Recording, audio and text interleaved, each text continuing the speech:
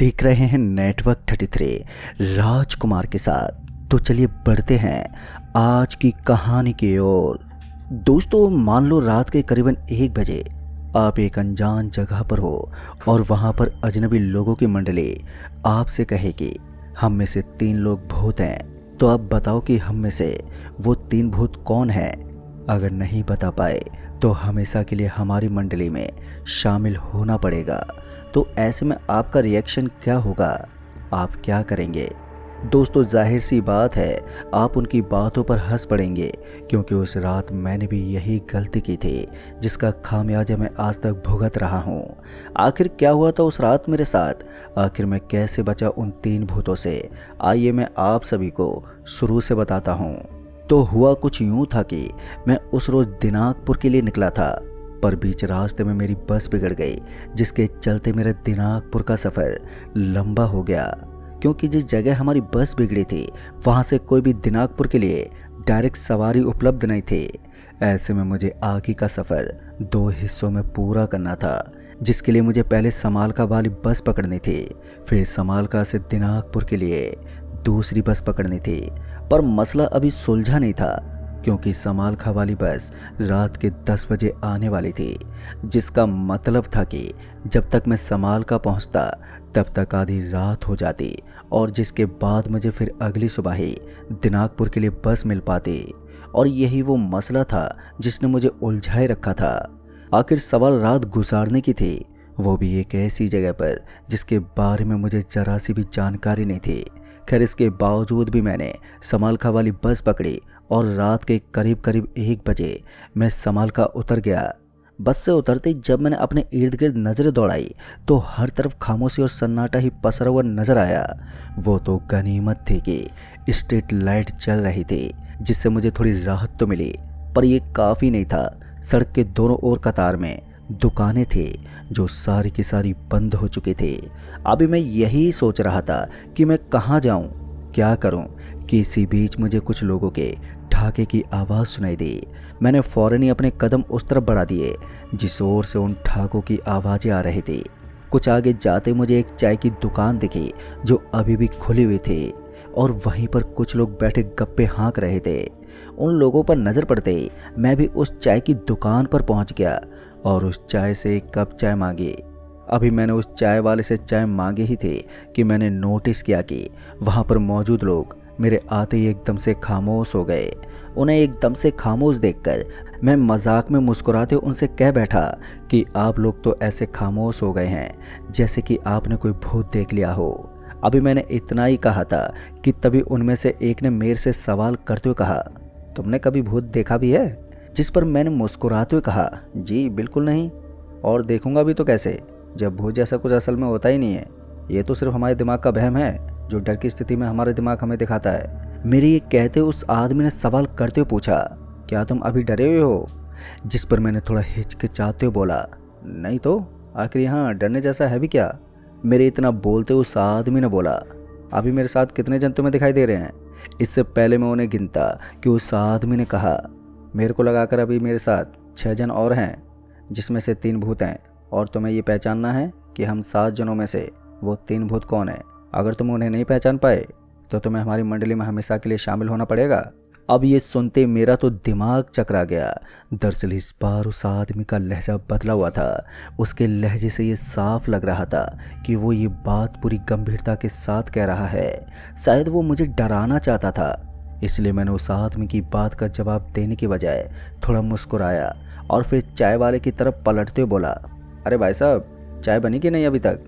इससे पहले वो चाय वाला कुछ बोलता कि उस बूढ़े आदमी ने एक बार फिर कहा, जल्दी बताओ, हम में से वो 3 भूत कौन है? मैं अब तक समझ गया था कि ये बूढ़ी मंडली मेरे पीछे पड़ गई है।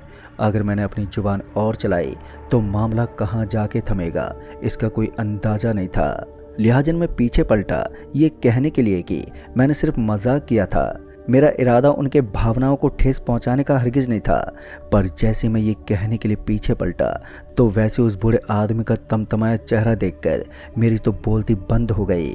अचानक ही मेरा मुंह पूरा सूख गया और सीने में एकदम से तेज जलन होने लगी।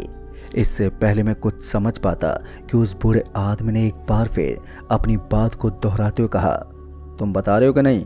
इस बार उस बूढ़े आदमी के सबर का बांध टूट चुका था, इसलिए वो मुझसे ऐसे बात कर रहा था मानो मैं उसका नौकर हूँ। अभी उस बूढ़े आदमी ने इतना ही कहा था कि तभी पीछे से वो चाय वाला बोला, अरे बाबूजी शांत हो जाइए, ये बता देंगे, बिल्कुल बताएंगे इस बात को। इनको पहले चाय तो पी लेने दीजिए, चाय पीने के बाद ही तो इस सर्दी में इनका जमा हुआ दिमाग काम करेगा। उस चाय वाले की ये कहते ही वो बूढ़ा आदमी एकदम से शांत हो गया। उस बूढ़े आदमी के शांत होते ही मैं भी नॉर्मल फील करने लगा। अब ना तो मुंह सूखा हुआ लग रहा था और ना ही सीने में वो तेज जलन हो रही थी। तभी उस चाय वाले ने मुझे कुल्हड़ में चाय पकड़ा तो बड़े ही धीमी आवाज में बोला, साहब इन 7 लोगों में से 3 लोग सच में भूत हैं। अगर आप उन 3 भूतों को पहचाने बिना यहाँ से चले गए तो आप ज़्यादा दिन जिंदा नहीं बचेंगे, इसलिए आपको बड़े ही सूझबूझ से काम लेना होगा। आप जैसे ही चाय ख़त्म करेंगे वैसे ही वो बूढ़ा आदमी फिर से आपको उन 3 भूतों को पहचानने को कहेगा और आपको इस बार पहचानना ही पड़ेगा। उस चाय वाले के ये कहने पर कि सच में इन 7 लोगों में से 3 जने भूत हैं तो कुछ पल के लिए सच में मैं घबरा गया। कुछ मिनटों पहले मुझे भूतों के अस्तित्व पर यकीन नहीं था, अब पता नहीं क्यों मेरा वो यकीन टूट गया था, जिस वजह से मैं चाय की घूंट लेते हुए ये सोचने लगा कि अगर सच में इनमें से 3 जन भूत हैं तो फिर तो उनके पांव भी उल्टे होंगे। यही सोचकर जब मैंने उन सबके पैरों की तरफ देखा तो उनमें से किसी के भी पैर उल्टे नहीं थे। जहां मैं उन 7 पर नजरें जमाए चाय की धीमी धीमी घूंट पी रहा था ताकि मुझे ये पहचानने का वक्त मिल जाए कि असल में इंसान कौन है और भूत कौन, कि तभी वो बूढ़ा आदमी एक बार फिर से गुस्से में बोला, चल बहुत हुआ, अब बता। अभी उसने इतना ही कहा था कि तभी वहां ब्लैकआउट हो गया, मतलब कि वहां की पूरी लाइट चली गई और चारों तरफ शाह अंधेरा पसर गया। बिजली के जाते उस चाय वाले ने फौरन ही लालटेन जलाई, जिस वजह से वहां थोड़ी रोशनी हुई और इसी बीच मैंने उस लालटेन की रोशनी में वो सब देखा जो बल्ब की रोशनी में नजर नहीं आ रहा था। दरअसल जहां चाय वाले ने वो लालटेन जलाकर रखी थी उसके ठीक ऊपर एक फोटो टंगी हुई थी जिस पर हार चढ़ा हुआ था। उस हार चढ़ी तस्वीर पर जब मेरी नजरें पड़ी तो मेरी नजरें उस तस्वीर पर ठहर गईं। दरअसल वो तस्वीर इसी बूढ़े आदमी की थी जो मेरे पीछे खड़ा था और मुझसे बार बार पूछ रहा था कि बताओ हम में से 3 भूत कौन हैं। पता नहीं क्यों उस वक्त मुझे क्या हुआ था कि तस्वीर पर नजर पड़ते ही मैं झट से पीछे पलटा और उस बूढ़े आदमी को जवाब देते हुए बोला, पहले भूत तो आप ही हो। मेरी ये कहते वो बूढ़ा आदमी मुस्कुराया और मेरी आंखों के सामने धुआं बनकर उस अंधेरे में गायब हो गया। उस बूढ़े आदमी के ऐसे मेरे आंखों के सामने से गायब हो जाने के बाद मुझे एहसास हुआ कि ये कोई मजाक नहीं है, ये सच में भूत हैं। जैसे मुझे इस बात का एहसास हुआ तो मेरे हाथ पैर डर के मारे कपकपाने लगे और मुंह से अपने आप ही भगवान का नाम निकलने लगा। पर वहां अभी भी 6 बूढ़े और बैठे थे, वो भी बेहद ही खामोशी के साथ। भले ही मैंने 3 में से एक भूत को तो पहचान लिया था पर उस वक्त मैं सच्चाई से अनजान था और मुझे ये महज एक मजाक लग रहा था। पर अब हालात बदल चुके थे। मैं अंदर से इतना डरा हुआ था कि कुछ भी सोच तलक नहीं पा रहा था। बस मेरे मुंह से जय बजरंगबली निकले जा रहा था। इसी बीच जब उन 6 बूढ़ों में से जब एक खड़ा हुआ और बोला, बताओ बाकी के 2 भूत और कौन हैं। उस बूढ़े आदमी ने अभी यही कहा था कि डर के मारे मेरे पैरों की जान ही चली गई और मैं मुंह के बल वहीं नीचे गिर पड़ा। नीचे गिरते मेरी आंखों के आगे अंधेरा पसर गया और मैं कुछ ही पल में बेहोश हो गया। और जब मुझे होश आया तो अब सुबह हो चुकी थी और मैं वहीं वैसे ही ज़मीन पर औंधे मुंह लेटा हुआ था। जब अगल बगल में देखा तो वहाँ कोई भी नहीं था, ना तो वो बूढ़े लोग और ना ही वो चाय वाला। यहाँ तक कि वो चाय की दुकान भी नहीं थी, बल्कि अब वो उस चाय की दुकान की जगह पर एक उजड़ा हुआ खोखा था जिसमें शायद कभी चाय की दुकान रही होगी। पर उस बूढ़े की तस्वीर अभी भी वहीं पर टंगी हुई थी। फर्क बस इतना था कि रात में उस तस्वीर पर माला चढ़ी हुई थी और अभी उस माला का गंदा धागा तस्वीर के एक तरफ को झूल रहा था। ये सब देखने के बाद अब मैं ये तय नहीं कर पा रहा था कि आखिर रात को जो कुछ भी मेरे साथ घटा क्या वो सच में हुआ था या फिर मेरे दिमाग के द्वारा रचा हुआ कोई माया जाल था। साथ ही मेरे माथे पर गिरने की वजह से आई चोट और वहाँ टूटी पड़ी वो कुल्हड़ की प्याली जिसमें उस चाय वाले ने मुझे चाय दी थी इस बात की ओर इशारा कर रहे थे कि बीती रात जो भी कुछ हुआ वो सब सच था, कोई मेरे दिमाग का फितूर नहीं। खैर मैं वहाँ से उठा और आगे की तरफ बढ़ चला। चूँकि अब तक सूरज निकल आया था तो ऐसे में अब वहाँ पर काफ़ी लोगों की हलचल भी होने लगी थी। मसलन लोग आ जा रहे थे, चिड़ियाँ चहचहा रही थी, दुकानें खुलने लगी थी। खैर मैं आहिस्ते आहिस्ते बढ़ा बस स्टैंड की ओर, जहाँ एक बस पहले से ही लगी हुई थी। फिर जब मैंने बस के कंडक्टर से पूछा कि ये बस कहाँ जाएगी, तो बस का वो कंडक्टर जो उस वक्त टिकट की गड्डियों को गिन रहा था मेरे ओर देखते बोला, महाराज आपको कहाँ जाना है ये बताइए पहले। जिस पर मैंने कहा वो दिनाजपुर। मेरे ये कहते उस कंडक्टर ने थोड़ा मजाकी अंदाज में बोला, हुजूर ये बस आपके ही इंतजार में खड़ी है, चलिए बैठिए। अभी मैं बस में चढ़ ही रहा था कि तभी वो कंडक्टर मेरे माथे की ओर उंगली दिखाते हुए बोला, अरे भाई साहब ये आपका माथा इतना सूजा हुआ क्यों है, कहीं गिरविर तो नहीं गए रात के अंधेरे में। उस कंडक्टर की बात पर उस वक्त मैंने कोई जवाब नहीं दिया और बस में जाकर बैठ गया। फिर जब अगले आधे घंटे में बस भर गई तब कहीं जाकर बस दिनाजपुर के लिए रवाना हुई। वहीं मैं बस की सीट पर बैठा यही सोच रहा था कि सच में क्या भूत होते हैं, पर भूत तो लोगों को मार देते हैं, पर मेरे साथ तो ऐसा कुछ भी नहीं हुआ। यही सब सवाल अपने आप से पूछता हुआ मेरा दिनाजपुर का सफ़र ख़त्म हुआ। सुबह के 11 बजे के करीब मैं दिनाजपुर पहुंचा, जहां पहले से ही सलेश बस अड्डे पर मेरा वेट कर रहा था। जैसे मैं बस से उतरा तो वैसे ही सलेश ने मुझे देखते पूछा, भैया ये माथे पर चोट कैसे लगी है।